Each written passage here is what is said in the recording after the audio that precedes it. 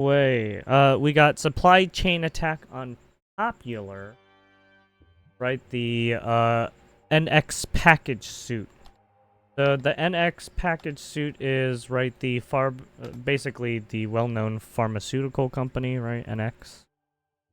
A lot of people use that shit. Wiz has reported that on August 26, 2025, multiple malicious versions of the widely used NX build system package were published to the NPM registry. These various versions contained a malicious post-install hook and triggers a file named telemetry.js. So basically, NPM registries are like packed up packaged libraries or classes or plugins you can use for API stuff for coding. Basically, it's programming stuff. The script executes immediately after package installation, giving attackers access to developer machines at scale. The telemetry.js file contains a sophisticated exfiltration script that executes during the post-install phase. So yes, that's what can happen too. Basically, what happens is you run the file, right, and it starts downloading, and then it immediately executes because that's what they programmed it to do. The malware was only executed on Linux and Mac OS systems, where it was looking to steal sensitive files such as SSH keys.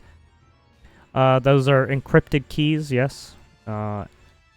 .env environment files, wallets, and key stores, while also extracting credentials such as GitHub, authentication tokens, and NPMRC files. So they're looking for specific data, right? They're looking for your name, your date of birth, all that shit, right?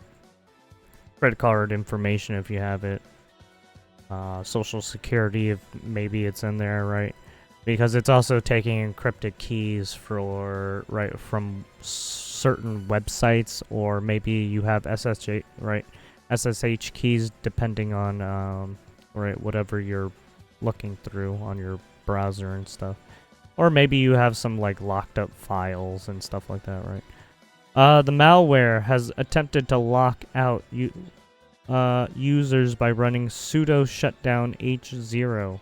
This command effectively shuts down new terminal sessions. Oh, they need these keys because they need it so that they can take a look into what's in the file, right? Because without this key, they're unable to. When the sensitive information has been harvested by the script, the data collection stage begins. This is done by exploiting locally installed AI assistant CLIs, command line interfaces and get them to bypass their security boundaries. This is done by script through prompting the AI assistant with these flags. Dangerously skip permissions, YOLO, trust all tools.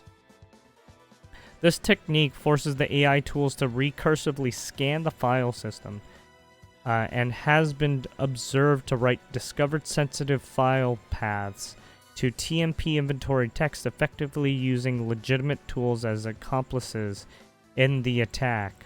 So basically, it tricks your tools into it tricks the tool into basically divulging all the information. When the data collection stage is completed, the malware exfiltrates the data through GitHub. So they basically post it all on GitHub. The malware creates a public GitHub repository named Singularity Repository. Yeah. Using stolen GitHub tokens, a few compromised packages add numerical suffixes such as zeros and ones, binary, right? After this repository name.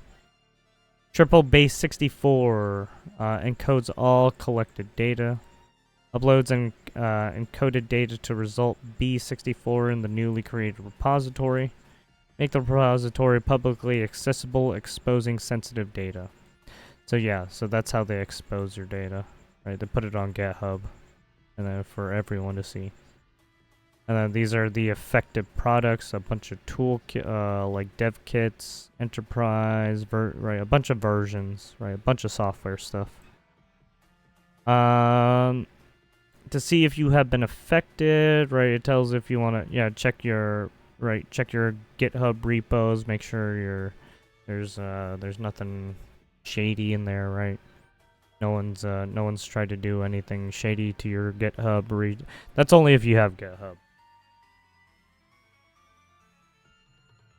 But yeah.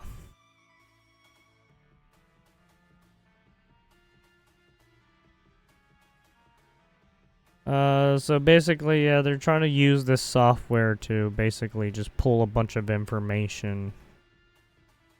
Alright, and just upload it to the, basically, internet. And then we have this Truesec. NetClean. Announces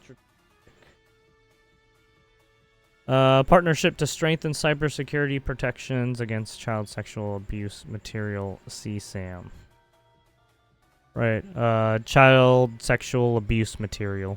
Truesec is pleased to announce a new strategic partnership with NetClean, a leading cybersecurity company specializing in detecting, the material. This collaboration brings an important addition to Truesec's managed detection and response MDR solution, empowering organizations to secure their digital environment by identifying illicit material on company devices and cloud storage. Right. NetClean's advanced technology proactively flags images and videos identified by the law enforcement as CSAM. So they're taking basically law enforcement data and running it through their program and saying, hey, can you check to see if any of these materials are CSAM? If yes, then they will flag it, right?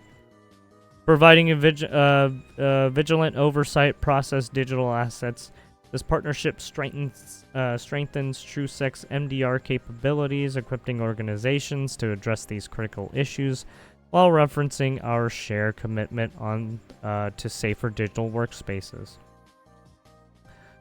Through our collaboration with Truesec, we bring together specialized expertise to deliver a unique MDR service that addresses both traditional cyber threats and the risks associated with the CSAM content. This partnership underscores our commitment to creating safer digital environments with a proactive and comprehensive approach, says Anna Borgstrom, CEO of NetClean. Yeah. As you can see, she just puts out her statement, whatever.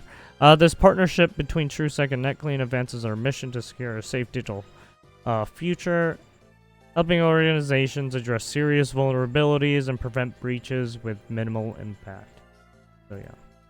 NetClean is a cybersecurity company that develops software to identify known threats and vulnerabilities overlooked by other security tools. NetClean proactive helps customers identify, investigate, and remediate cyber risks associated with illicit material, acting as a red flag for potential threats. NetClean solutions are trusted by major global corporations and public services. So yeah, there you go. You have that stuff like CrowdStrike and so, right? Those are cybersecurity firms too. Anyways. Cyber extortion group ShinyHunters targets Salesforce customers. Remember we touched on this a little bit. This is the guys with the spider crawler stuff or whatever. A wave of data breaches impacting companies like Qantas, Allianz Life, LVMH, and Adidas. Right, so big name companies. Has been linked to a group of cyber extortion criminals calling themselves ShinyHunters. The criminals have targeted major enterprises based on their use of Salesforce software. Like I said before, the easiest way to basically, fuck with people is social engineering, right? Especially to get data, to steal data, to, right, to pose as someone you're not, right, right, identity stealing, correct, all that stuff, manipulation, deceit, right, that's what social engineering is, that's what it is. In these attacks, the threat actors impersonated, see, there you go, IT support staff, right, remember we touched this, and phone calls to target, I don't remember which day, I forgot to put it on YouTube, so that's why I'm going over it again. Employees attempting to persuade them into visiting Salesforce connected app setup page. So there you go. They impersonate, and then they try to get you to go onto a different platform, right? Almost sounds like what predators do, right? On this page, they were told to enter a connection code which linked a malicious version of Salesforce data loader OAuth app to the target's Salesforce environment. So, right, it basically makes you download an app that's not really an app. Previously, ShinyHunters have been linked to a large-scale cybersecurity incident in June 2024 involving unauthorized access to customer cloud environments hosted on Snowflake Inc., a cloud-based data warehousing platform. So as you can see, there's a line of attack, right? They infected, right? They went into cloud service environments first, and then they got information that would lead them to do more attacks on this company, or on these companies. So they were waiting, right? They were just siphoning data as much as they can, and then that's when they attack. Assessment. ShinyHunters is an assess to consist of cyber criminals tied to the cybercrime network known as the COM. This is the same ecosystem of young Western hackers, right? So this is basically script kiddies from North America, UK, and they could be working with, right, Russia in a sense, right? So all these hackers are in a sense working together, selling data, buying data, right? Mostly from North America, UK, as the ransom group known as Octo Tempest or Scattered Spider, right, there it is from. There also appears to be some overlap between the members of Octo Tempest and ShinyHunters. So basically, you can say that each hacker probably is a part of, right, they call them, right, they put themselves a part of, right, a lot of hacker groups, right, or hacker communities. The COM or HackerCom is a loose network that has spawned several cybercrime brands. The name Octotempest is mostly used to describe members of the network that collaborate with Russian ransomware as a service. So they do it because they're providing a service. They get paid for what they're doing, right? So these people are working with Russia to sell and siphon data, right? Groups and deploy ransomware, while ShinyHunters appears to be a brand used by some members for data leak extortion only attacks that doesn't involve Russian ransomware as a service groups.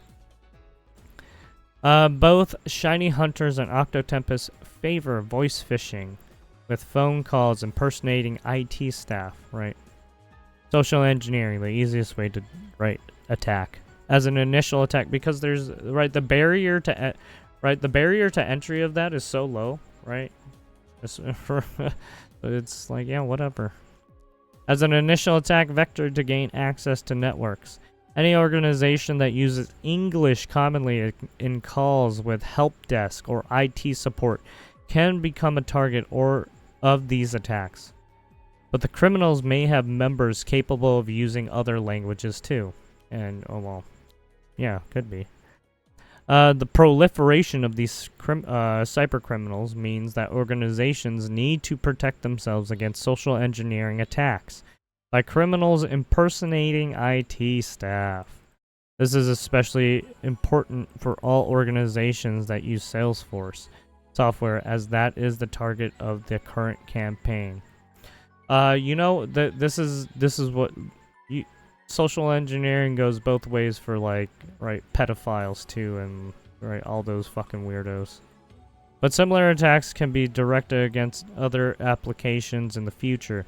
This includes both raising awareness internally, both among personnel that may become target for these social engineering attacks, and among cybersecurity so they can spot if attackers are successful, right?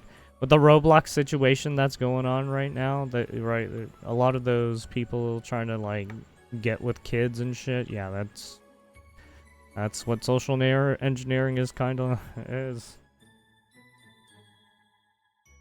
And then we have another, right? Cybersecurity or security industry skeptical scattered spider. ShinyHunters retirement claims. So apparently they're retired. Notorious cybercrime groups Scattered Spider and ShinyHunters claim they are retiring. But the cybersecurity industry is skeptical and believes that hackers will continue to be active. Well, I mean, yeah. Has been around for several. So Scattered Spider has been around for several years, and it has recently made many headlines for targeting the retail, insurance, and aviation industries.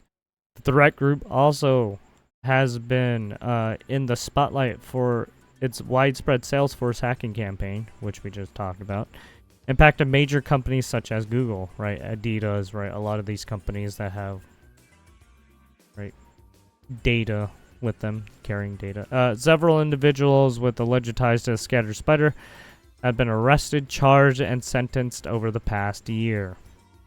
Some of the recent attacks attributed to Scattered Spider also appears to have involved ShinyHunters, a cybercrime group specializing in extortion. The two groups are believed to have merged. In a message posted online last week, Scattered Spider and ShinyHunters announced their retirement. A lengthy manifesto mentions recent high-profile hacks and taunts law enforcement. Our objectives having been fulfilled, it is now time to say goodbye, the hacker said. Well, I mean, because probably too much heat, right? Because some of their people have already been caught. Right. We apologize for our silence and the ambiguities of our message. Whose sole destinataries did not understand the profound meaning. These 72 hours spent in silence have been important for us to speak with our families, our relatives, and confirm the efficiency of our contingency plans and our intents. These 72 hours had hoped for a long time. As you know, the last weeks have been hectic. Well, as we were diverting you, the FBI, Mandiant, and a few others by paralyzing. They hit the Jaguar factories too. That's right. I forgot about that. Specifically hacking Google 4 times, blowing up Salesforce and CrowdStrike defenses. The final parts of our contingency plans were being activated. So as you can see, they claim to have done a number of things, right? However, the cybersecurity industry doubts that the cyber criminals will completely retire.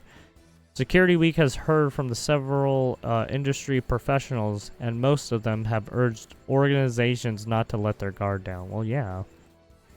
It's not uncommon for high-profile threat groups to make false claims about retiring. Correct. I mean, they act like domestic terrorists, in a sense. Right? Particularly when pressure from law enforcement is building up. Or they're terrorists, right, from other countries. Back in 2019, the GAN Crab crew announced they were retiring after earning more than $2 billion. Then had crashed out and quit the business, said James Maud, field CTO at Beyond Trust. A few months later, ransomware, appeared bearing all the hallmarks of the GAN Crab crew, leading many of the conclusion that they had actually rebranded rather than retired. But these groups in particularly, they are not organized in the same way as previous threat actors and are a far more loosely connected group of individuals that would be far more likely to disband or reform in new groups than actually retire, Mod added. Threat intelligence firm KELA pointed out that Scattered Spider and ShinyHunters posted a similar retirement statement on Telegram on August 18th, announcing the deletion of their Telegram channel, only to create a new channel on August 28th. So as you can see, they love lying, right? Hackers love lying, or they love trying to get you off their right tail, in a sense.